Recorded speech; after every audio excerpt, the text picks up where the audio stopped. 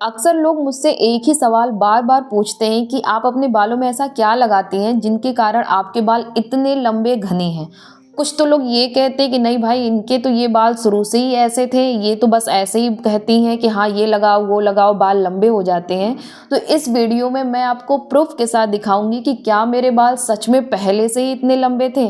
पहले आप इस फोटो को देखिए, इसमें आप देख सकते हैं कि बाल कितने ज़्यादा पतले थे और कितने छोटे थे। अब आप इसमें भी देख सकते हैं कि बाल कितने ज़्यादा बेजान, पतले और बहुत ज़्यादा लंबे और घने भी नहीं थे।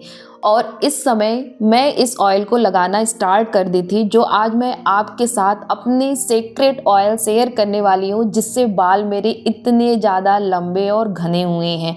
सिर्फ मेरे ही नहीं, मेरे बताए हुए तरीके से जितने लोगों ने भी इस ऑयल को लगाया है अपने बालों में, उस सारे व्यूअर ने मेरे साथ ये अपनी फ़ोटो शेयर की है। आप खुद देख सकते हैं कि उनके बालों में किस तरीके से चेंज आया है।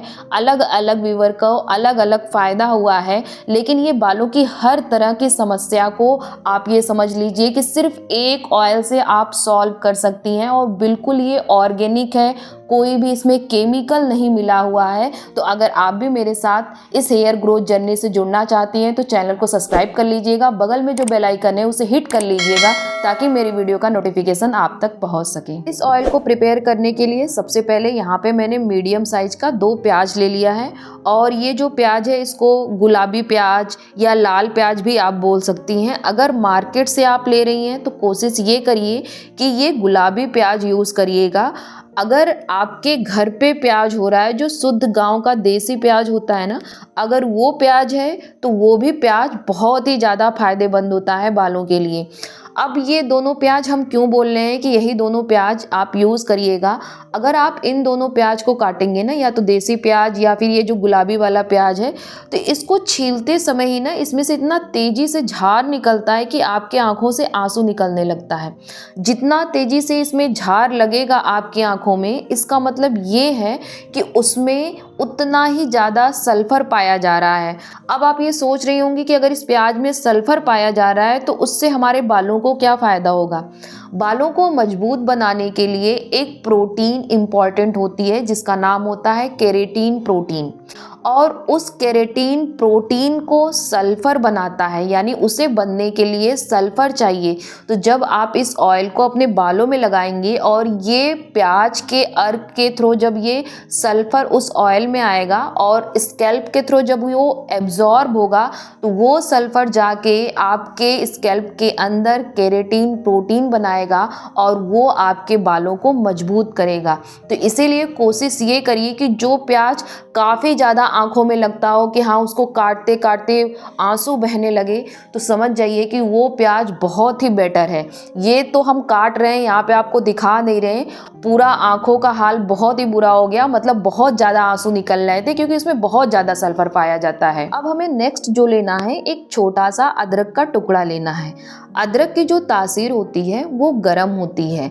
जब ये अदरक का अर्क हमारे स्कैल्प में एब्जॉर्ब होता है ना, तो कभी कभी ऐसा होता है कि हमारे बाल इसलिए भी बहुत ज़्यादा पतले होते हैं क्योंकि हमारे बालों में यानी स्कैल्प में फॉलिकल तो होता है, जो हेयर फॉलिकल होते हैं जहाँ से बालों की ग्रोथ होती है, बट वो इतने ज़्यादा इनएक्टिव हो चुके हैं कि वहाँ से हेयर की ग्रोथ ही नहीं हो पाती है। तो जब ये अदरक वहाँ पे जाके एब्जॉर्ब होगा तो ये आपके स्कैल्प का ब्लड सर्कुलेशन इंक्रीज कर देता है, जिसके कारण आप खुद फील करेंगी जब इस ऑयल की आप मसाज करेंगी अपने बालों में ना, तो आप खुद फील करेंगे कि आपका स्कैल्प थोड़ा सा गर्म हो गया है, यानी आपके स्कैल्प का जो ब्लड सर्कुलेशन होता है वो काफ़ी इंक्रीज हो जाता है, जिसके कारण जो इनएक्टिव फॉलिकल होते हैं वो भी एक्टिव हो जाते हैं, और जब वो एक्टिव होते हैं तो वहाँ से धीरे धीरे करके हेयर ग्रोथ दिखाई देने लगती है। तो बस इसलिए बहुत छोटा सा टुकड़ा लेना है, ज़्यादा नहीं लेना है। अब इस ऑयल को प्रिपेयर करने के लिए हमें एक लोहे का बर्तन चाहिए। चाहे तो आप मेरी तरह ये तड़के वाला पैन ले सकती हैं या फिर लोहे की कढ़ाई हो उसे ले सकती हैं।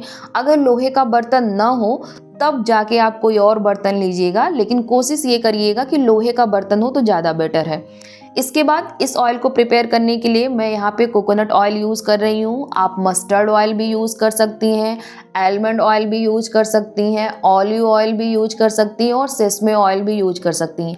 ये सारे जो ऑयल होते हैं ना, वो बालों की ग्रोथ के लिए बहुत ही ज़्यादा बेनिफिशियल होते हैं। तो आप जिसके लिए कंफर्टेबल हैं वो ऑयल आप यूज कर सकती हैं। हमें सबसे पहले इस ऑयल में प्याज को डालना है, क्योंकि प्याज में वाटर कंटेंट भी बहुत ज़्यादा है और उसे पकने में थोड़ा सा टाइम लगता है।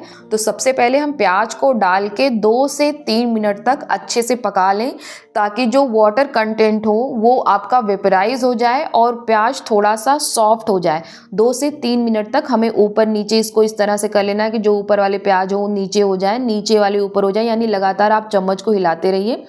और 2-3 मिनट के अंदर ही आप ये देखेंगे कि जो प्याज है वो काफ़ी ज़्यादा सॉफ्ट हो गया है।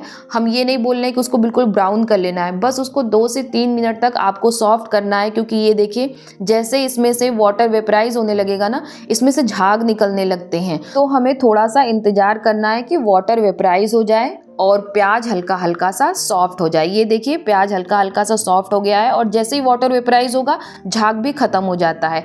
अब नेक्स्ट यहाँ पे लेना है मेथी दाना। मेथी दाना आपके हेयर ग्रोथ को प्रमोट करता है और दूसरा आपके हेयर फॉल को रिड्यूस करता है। आप यकीन नहीं करेंगे, अगर आप मेथी दाने का यूज करती है ना, तो जो आप बहुत ज़्यादा परेशान है, आपके बाल झड़ने की जो समस्या है ना, वो बहुत ही कम समय में सॉल्व हो जाएगी। मतलब इतना अच्छा ये वर्क करता है। इसमें विटामिन ए, के, प्रोटीन, निकोटिनिक एसिड, लेसिथिन, ये सब पाए जाते हैं जो हमारे हेयर रूट को स्ट्रॉन्ग बना के हमारे हेयर ग्रोथ को प्रमोट करते हैं। और साथ ही साथ इसमें आयरन, फॉलिक एसिड, ये सब भरपूर मात्रा में पाया जाता है, जिसके कारण हमारा हेयर फॉल कम होता है। तो यहाँ पे मैंने 2 चम्मच मेथी दाना लिया है। नेक्स्ट यहाँ पे मैं ले रही हूँ कलौंजी।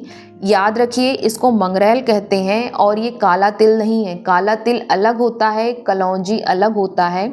आप परचून की शॉप पे जाइएगा, उनसे ये कहिएगा कि हमें कलौंजी दे दें, तो वो आपको कलौंजी दे देंगे। और इस कलौंजी को अगर हम मेथी दाने के साथ यूज करते हैं ना, तो इस कलौंजी का जो पावर होता है, आप ये समझ जाइए, डबल हो जाता है। जैसे हम आंवले का जब भी नाम लेते हैं तो आंवला, रीठा, सिका का, ये तीनों एक साथ आते हैं। इसका मतलब कि इन तीनों को अगर आप एक साथ यूज करेंगे तो आपको ज़्यादा बेनिफिट मिलेगा। इसी तरह से अगर मेथी दाने के साथ कलौंजी या कलौंजी के साथ मेथी दाने का यूज करेंगे तो उसका भी बेनिफिट आपको डबल मिलेगा। तो यहाँ पे मैंने 1 चम्मच कलौंजी लिया था।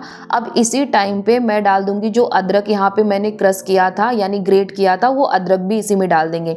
नेक्स्ट हमें लेना है करी पत्ता। यहाँ पे मैंने जो करी पत्ता लिया है वो ड्राई फॉर्म में लिया है। आप इसका फ्रेश फॉर्म में यूज कर सकती हैं। दोनों का जो बेनिफिट होता है वो इक्वल होता है। आप चाहें तो करी पत्ते को ड्राई करके स्टोर कर लीजिए और बाद में अपने अकॉर्डिंग खाने में या फिर बालों में, जिस तरह भी चाहें आप इसका यूज करें। लेकिन एक चीज याद रखिएगा, अगर आप इसको ड्राई कर रही हैं करी लीफ को, तो कभी भी धूप में मत ड्राई करिएगा। आप इसको धुल के छांव में रख दीजिएगा। छांव में ही ये आराम से 2 से 3 दिन के अंदर ड्राई हो जाता है। अगर आप कॉटन के कपड़े पे रखती हैं तो और जल्दी ये ड्राई हो जाएगा, क्योंकि कॉटन का कपड़ा जो इसका एक्स्ट्रा वाटर होता है वो एब्जॉर्ब कर लेगा। अब यहाँ पे लगभग मैंने आधा कटोरी यहाँ पे करी लीफ को लिया था, ड्राई फॉर्म में लिया था। अगर इसको फ्रेश फॉर्म में लेती तो लगभग ये 1 कटोरी हो जाता।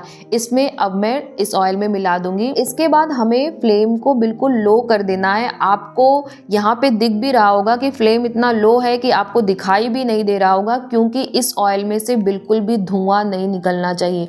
धुआं निकलने का मतलब कि ये ऑयल जल रहा है। तो हमें इस ऑयल को जलाना नहीं है, हमें इस ऑयल को धीरे धीरे करके पकाना है कि ये सारे इंग्रेडिएंट जो हमने इसमें ऐड किए हैं वो उन सब का जो अर्क है वो इस ऑयल में आ जाए।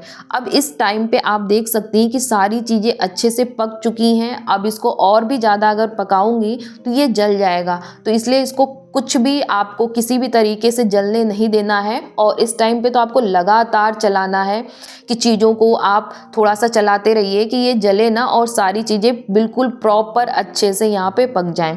जब आपको ये लगे कि ये हमारा ऑयल हो गया है, सारी चीज़ें पक गई हैं, तो इसको आप ढक के 24 घंटे के लिए इसी तरीके से रख दीजिए। अगर ये ऑयल आप सुबह या दोपहर में प्रिपेयर कर रही हैं तो उस दिन तो पूरा इस ऑयल को ढक के रख दीजिए।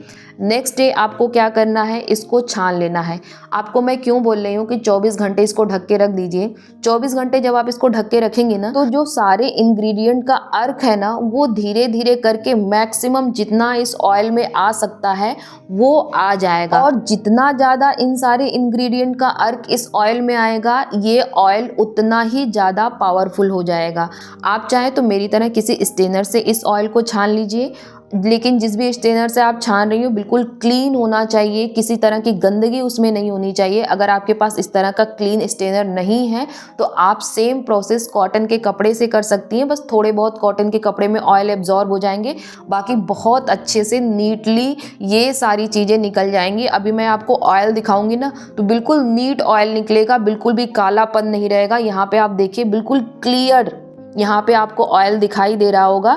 अब कोई भी कंटेनर जो एयर टाइट हो उसमें आप इसको स्टोर कर दीजिए और ये आपका ऑयल लगने के लिए तैयार है। अगर आपका हेयर बहुत ज़्यादा डैमेज है, जैसे आपने कोई सैलून में कोई ट्रीटमेंट वगैरह लिया है जिसके कारण आपके हेयर बहुत ज़्यादा डैमेज हो गए हैं, ड्राई हो गए हैं, तो आप इसमें कम से कम 2 से 3 चम्मच कैस्टर ऑयल मिक्स कर लीजिएगा, क्योंकि जो कैस्टर ऑयल होता है वो आपके डैमेज हेयर को रिपेयर करता है, जो ड्राइनेस होती है बालों की उसको भी ये दूर करता है।